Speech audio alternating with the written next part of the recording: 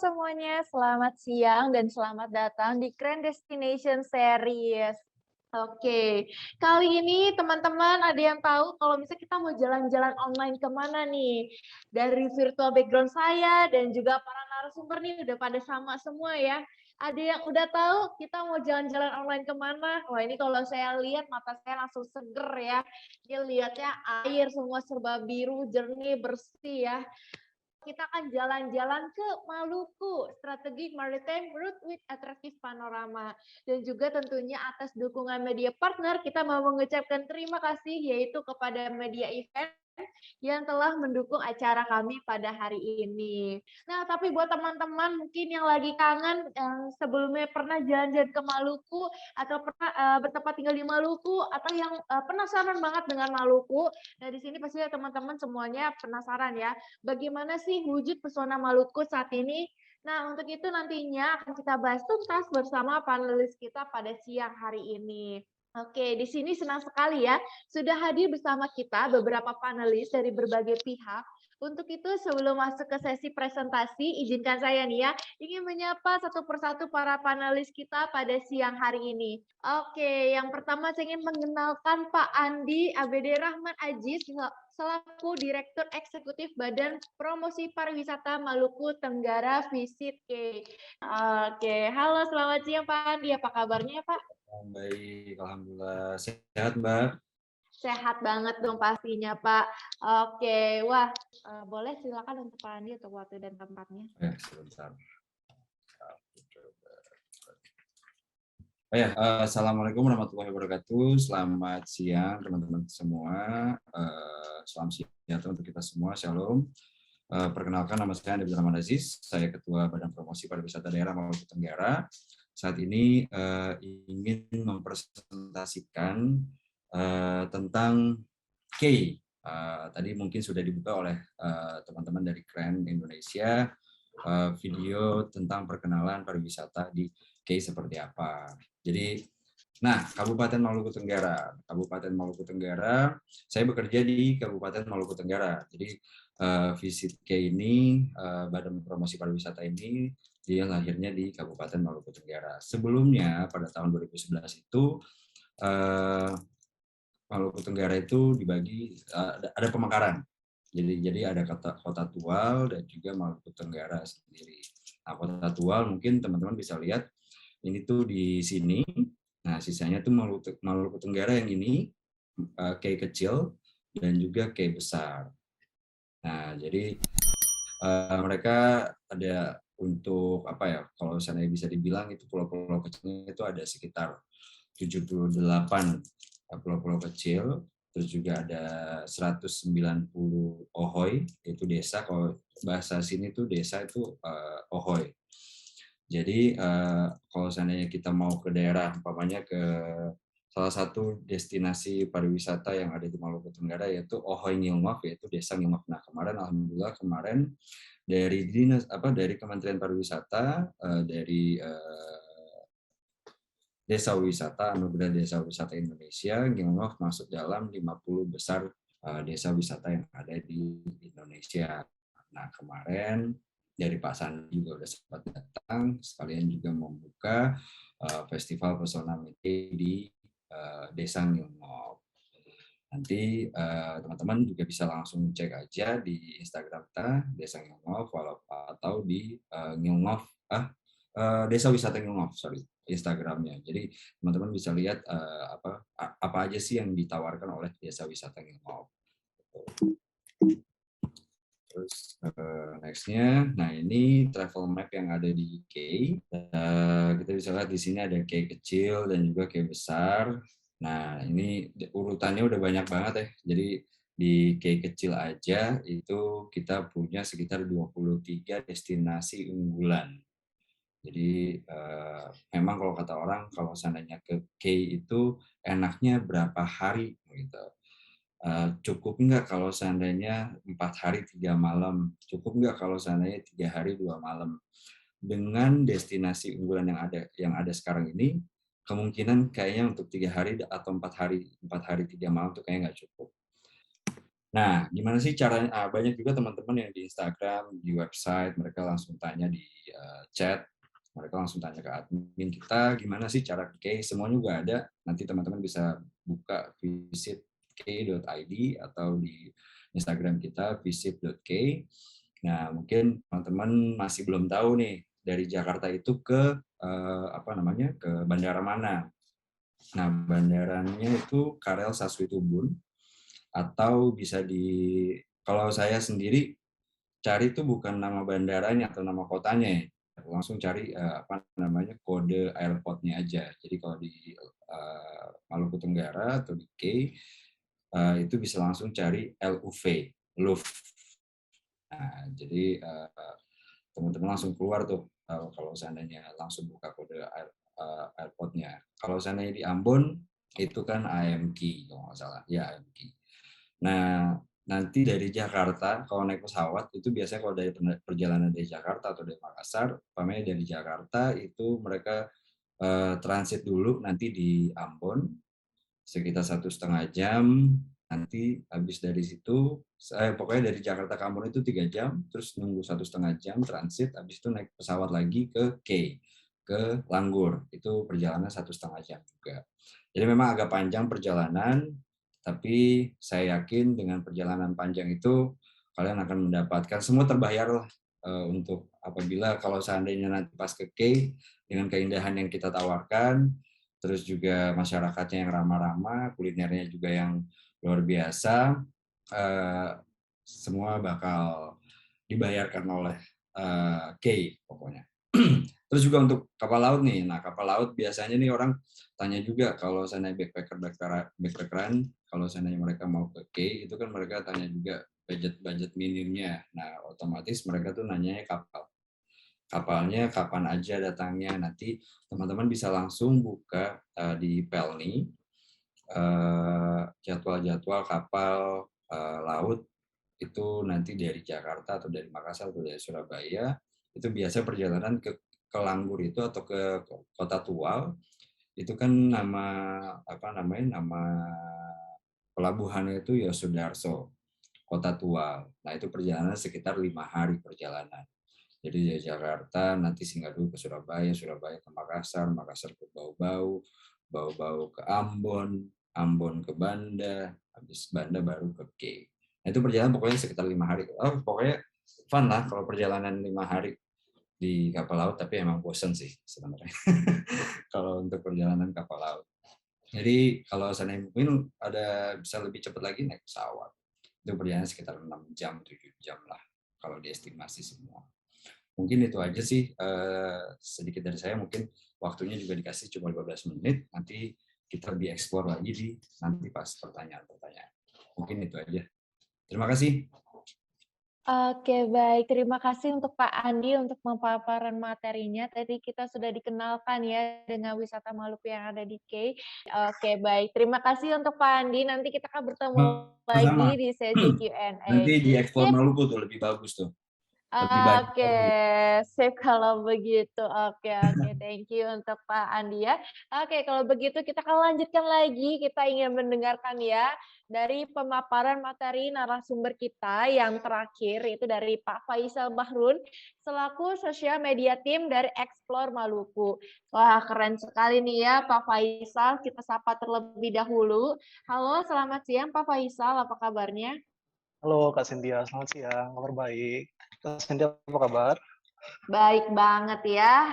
Oke, wah ini kita juga nggak sabar ya ingin mendengarkan presentasi dari Pak Faisal. Mungkin kita bisa langsung aja untuk presentasinya, untuk waktu dan tempatnya saya persilakan. Jadi di sini nama saya Faisal Bahrun. Seperti tadi sudah diperkenalkan oleh Kak Cynthia, saya dari tim Explore Maluku. Nah di sini saya ngambilnya Maluku Archipelago Hidden Paradise. Kenapa Hidden Paradise? Karena belum banyak nih yang tahu tentang keindahan alam yang ada di Maluku. Oke, sebelumnya teman-teman semua kalau misalnya belum tahu Instagram kami, boleh banget di-follow dulu tuh. Nah, di situ udah kadang kami posting foto-foto jalan-jalan kami atau kita nge-repost foto-foto teman-teman semua yang lagi ada di Maluku dan nge-tag akun Instagram kami. Di situ hampir semua destinasi wisata di Maluku ada di situ. Jadi teman-teman boleh banget datang ke Instagramnya dan di-follow, dilihat-lihat, siapa tahu berminat gitu kan datang ke Maluku, bisa dijadikan referensi. Oke, jadi ada di mana Maluku itu? Tadi seperti sudah dibilang Pak Andi, jadi ini adalah peta Maluku. Jadi memang sebagian besar wilayahnya itu adalah pantai, laut. Makanya apa namanya? Sebagian besar pariwisatanya adalah pantai gitu. Nah, orang-orang Maluku disebutnya sebagai Melanesia ya. Jadi tidak heran kalau misalnya kita punya kesamaan dengan apa namanya? Dengan orang-orang Fuji, Vanuatu yang berkulit coklat. Kemudian gimana cara bisa sampai ke sini? Itu ada dua cara. Bisa pakai pesawat, itu sekitar 3,5 jamnya kalau dari Jakarta. Cukup lama memang, tapi ya dinikmati saja kalau dengan pesawat. Kalau dengan kapal, kalau ke Ambon sendiri, ke Ambon aja itu bisa 3-4 hari.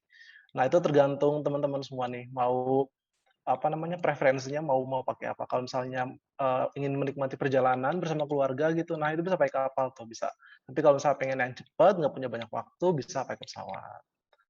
Gitu. Nah, pas sudah nyampe Ambon, kita bisa explore tuh, mulai explore. Explore-nya pakai apa? Karena kita di sini daerah kepulauan ya gitu. Jadi di sini mostly pesawatnya itu baling-baling kayak gini, baling-baling Trigana, Wings, Sam Air yang kecil di bawah ini atau naik ferry. Nah, gitu. Kalau misalnya teman-teman punya ketakutan sudah nggak perlu karena sudah dibuktikan ya kalau misalnya pesawat baling-baling itu lebih aman daripada pesawat yang Boeing 737. Kenapa? Karena dia terbangnya lebih rendah gitu. Nggak usah khawatir, nggak usah takut karena itu pesawat baling-baling. Oke. Nah, kalau sudah nyampe di Maluku, apa yang bisa kita explore? Itu ada pantai dulu ya. Jadi pantai di Maluku itu terkenal dengan pantai pasir putihnya ya. Nah, banyak banget pantai di Maluku itu saya nggak bisa jelaskan satu-satu, tapi yang paling bagus menurut saya ya yang apa namanya yang saya sudah pernah pergi sendiri dan dari postingan teman-teman semua itu pantai-pantai di daerah KI, tempatnya Pak Andi tadi. Itu ada Mertafur, ada juga Merbloat yang kalau misalnya teman-teman googling atau teman-teman lihat di Instagram itu sangat indah gitu. Pantainya warnanya turquoise yang kayak gini, kemudian langit biru kalau misalnya lagi cerah gitu, itu sangat instagramable. Kalau misalnya teman-teman sini lihat apa namanya pengen banget feed-nya terlihat rapih gitu kan, pengen banget feed-nya terlihat indah, ini pas banget gitu. Kalau misalnya teman-teman foto-foto di sini saja, ke sini tuh kayak seharian nggak bakal bosen gitu karena bisa snorkeling, bisa berenang, bisa foto-foto gitu. Kemudian, nah ini list pantainya ya. Jadi bukan cuma di KI aja. Kalau misalnya teman-teman cuma bisa ke Ambon nih, nah di Ambon ada beberapa pantai yang bisa direkomendasikan. Ada Pantai Liang yang juga pantainya biru gitu, pasirnya putih. Kemudian ada Pantai Natsepa yang ini lebih ke pantai keluarga. Kemudian ada tadi di KI Pantai Pasir Panjang.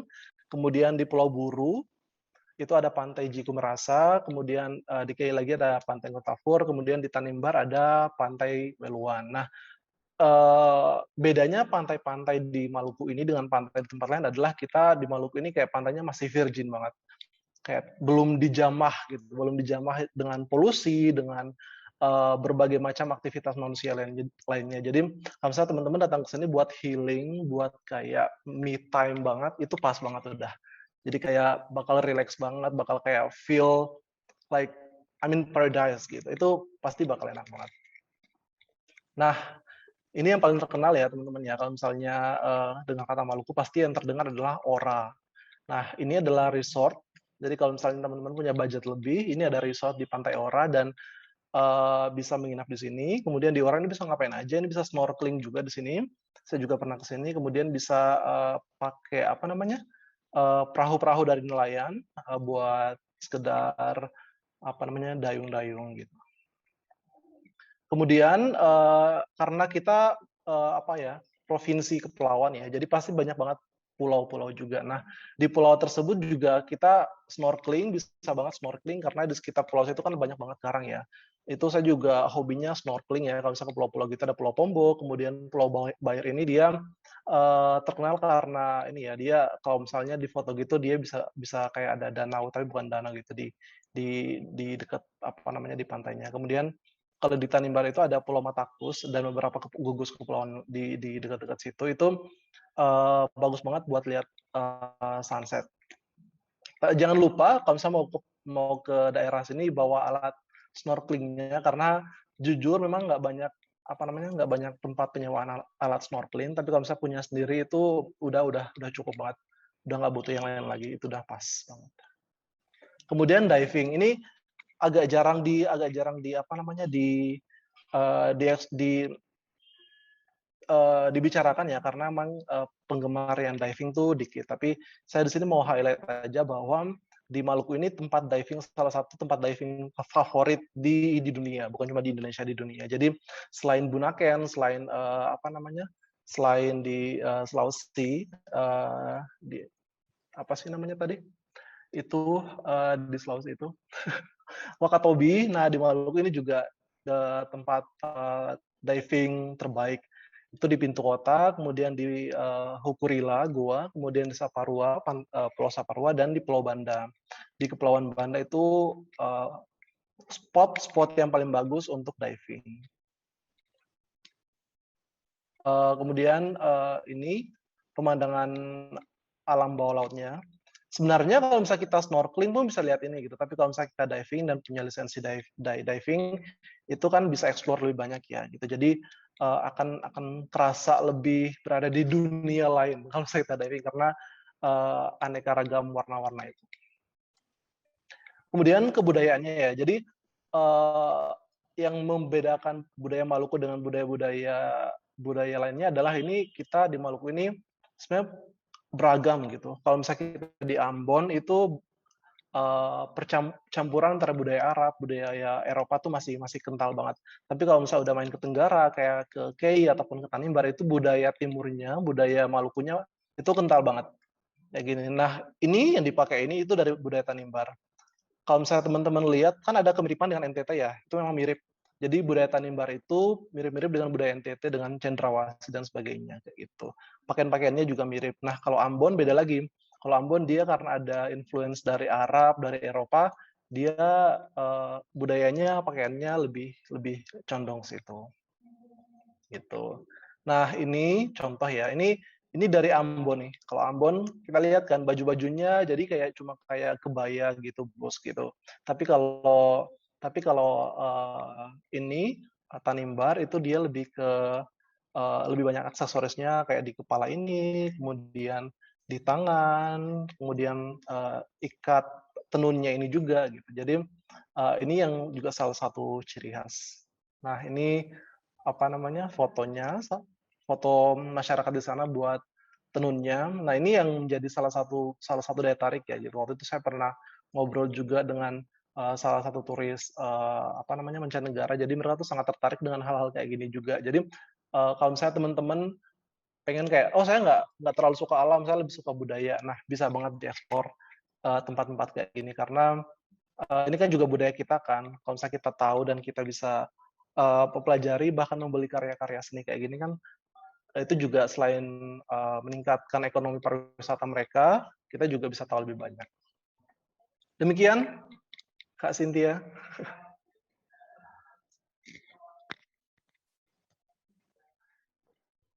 Oke, baik. Terima kasih untuk pemaparan materinya dari Kak Faisal. Wah, tadi kita sudah dikenalkan banyak ya tentang wisata yang ada